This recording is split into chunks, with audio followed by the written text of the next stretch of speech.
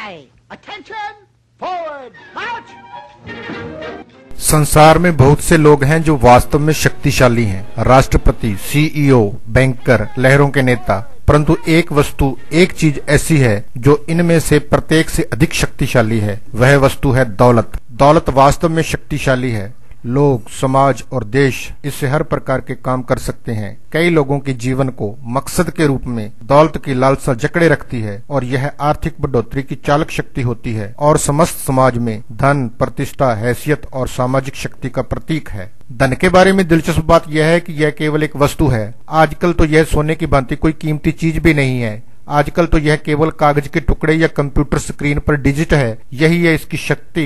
यद्यपि इसे इच्छा, शस्त्र और शब्दों की जरूरत नहीं है। यह अद्भुत परिघटना जहां वस्तुओं की सामाजिक हैसियत होती है और वस्तुएं ऐसे व्यवहार करती हैं जैसे उनकी स्वयं की इच्छा हो।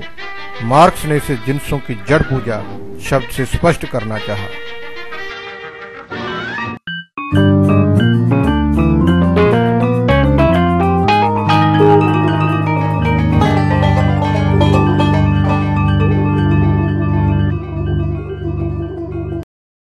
जब मार्क्स जड़ पूजा की बात कर रहे थे, वे चाबुकों, जंजीरों और चमड़े के परिधानों की बात नहीं कर रहे थे। वे उस ढंग के बारे में बात कर रहे थे जिसके द्वारा पूंजीवादी समाज में उत्पादकों के मध्य संबंध वस्तुओं के मध्य संबंधों का रूप ले लेते हैं।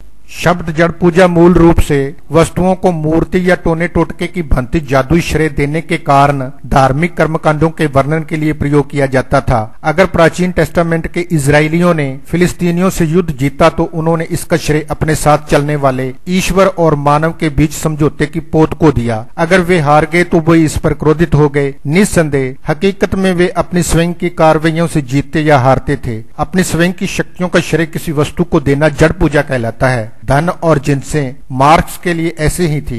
हम सोचते हैं कि उनमें जादुई शक्तियां हैं, यद्यपि वास्तव में उनकी शक्तियां हमारे द्वारा हमारी सृजनात्मक श्रम से आती हैं।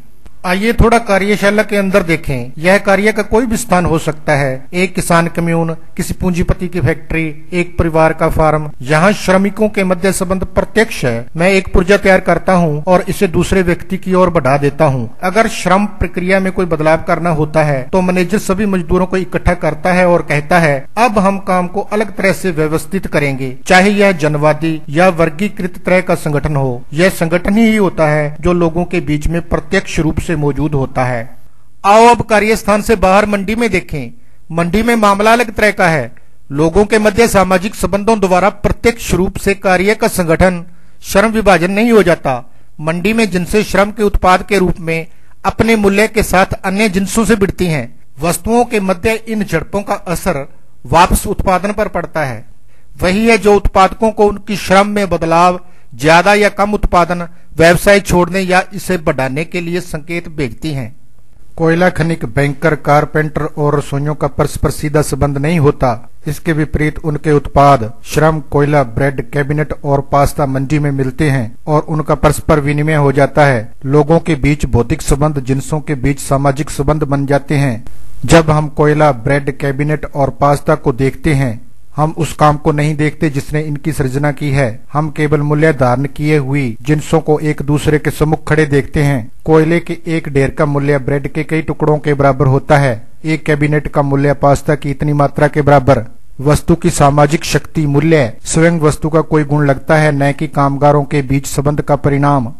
उपभोग की जाने वाली वस्तुओं के संसार में घूमते हुए हम परमाणुकृत व्यक्ति हैं। जब हम किसी जिन्स को खरीदते हैं तो हमारा अनुभव केवल खुद के और जिन्स के बीच का होता है। हम इन मिलनियों के पीछे के सामाजिक संबंधों के प्रति अंधे होते हैं। अगर हम चैतन्य रूप से जिन्सों के इस संसार से तालमेल बिठाते सामाजिक संबंधों के नेटवर्क के बारे में जानते हैं तो भी हमारे पास इन संबंधों को सीधी तरह से अनुभव करने का तरीका नहीं होता, क्योंकि वे प्रत्यक्ष संबंध नहीं हैं। इन सामाजिक संबंधों का केवल एकांगी बौद्धिक ज्ञान हमारे पास हो सकता है, न कि प्रत्यक्ष संबंध। प्रत्येक आर्थिक संबंध जिन्स नामक वस्तु की मध्यस्थता से सिरे चढ़ता है।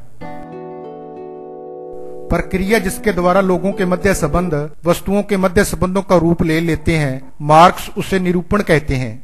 ऐसा क्यों है कि पूंजीवादी समाज में वस्तुओं द्वारा मनुष्य का स्थान ग्रहण करने का आभास होता है? इसे समझने के लिए निरूपण हमारी मदद करता है। निर्जीव वस्तुएं मूल्य जो उन्हीं से आया लगता है से सुसज्जित होकर जीवन धारण कर लेती हैं।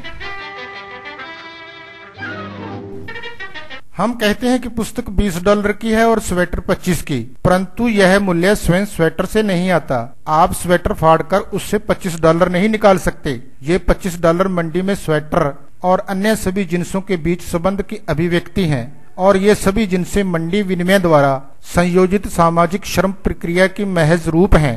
यह इसलिए क्योंकि लोग मंडी द्वारा अपनी श्रम का मूल्य हासिल करने के लिए सुनियोजित होते हैं।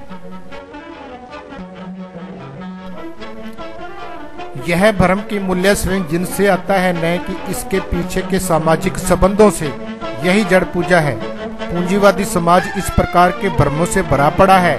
धन में सोने जैसे गुण होने का आभास है, हालांकि यह इसलिए है क्योंकि यह ऐसी वस्तु है जिससे अन्य सभी जिन्सों के मूल्य की अभिव्यक्ति होती है। ऐसा लगता है कि मुनाफा स्वयं विनिमय से प्रकट हो जाता है। यद्यपि कार्य स्थान पर पूंजी और श्रम के बीच असमान संबंधों द्वारा उत्पादन में मुनाफा पैदा होने की व्याख्या प्रस्तुत करने के लिए मार्क्स ने सख्त मेहनत की। लगान जमीन से पैदा होता हुआ लगता है। यद्यपि मार्क्स अटल थे कि यह श्रम के मूल्य का ही विनियोजन है।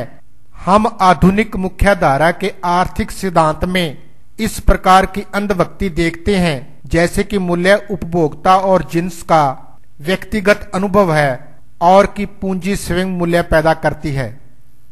हालांकि जिन्स जड़ पूजा का सिद्धांत केवल भ्रम का सिद्धांत नहीं है। यह इस तरह नहीं है कि समस्त विश्व भ्रम हो और वास्तविकता कहीं सतह के नीचे विद्यमान सदैव आंखों से ओझल हो। भ्रम हकीकत है। जिन्स में वास्तव में मूल्य है। धन में वास्तविक शक्ति है ही। व्यक्तिक लोग वास्तव में बलहीन हैं और भौतिक संरचनाओं में सामाजिक शक्ति है ही। सतह के नीचे जहां उत्पादकों में संबंध प्रत्यक्ष हो, ऐसा कोई उत्पादन का संसार हकीकत नहीं है। उत्पादकों के मध्य संबंध केवल परोक्ष हैं, जो जिन्सों के रहस्यमय संसार द्वारा सुनियोजित होते हैं।